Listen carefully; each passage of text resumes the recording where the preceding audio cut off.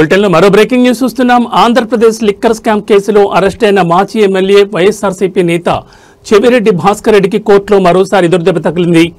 ఆయన దాఖలు చేసిన బెయిల్ పిటిషన్ను విజయవాడ ఏసీబీ ప్రత్యేక కోర్టు నిన్న తిరస్కరించింది.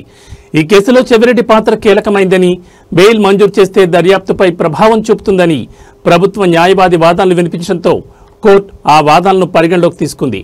గత వారం ఇరు వర్గాల వాదనలు విన్న న్యాయస్థానం నిన్న సాయంత్రం తుది తీర్పును వెలువరించింది.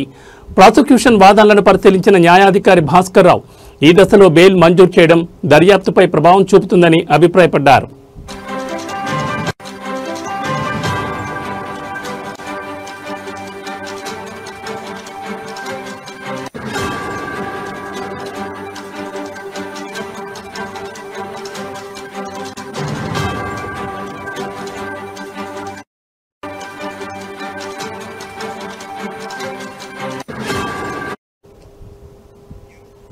ప్రభుత్వ న్యాయవాది జేడీ రాజేంద్ర ప్రసాద్ కోర్టులో వాదనలు వినిపిస్తూ ఈ కేసులో చెవిరెడ్డి భాస్కర్ రెడ్డి కీలక పాత్ర పోషించారని పేర్కొన్నారు.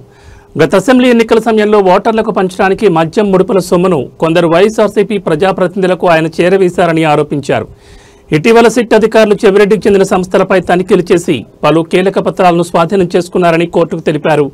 కేసు విచారణ దశలో ఉండడంతో బెయిల్ మంజూరు చేయొద్దని ఆయన వాదించారు. ఈ వాదనను పరిగణలోకి తీసుకున్న కోర్టు చెవిరెడ్డి బెయిల్ పిటిషన్ మరోసారి తిరస్కరించింది. ఇంతకు ముందు కూడా ఆయన బెయిల్ పిటిషన్ తిరస్కరణకు గురైంది.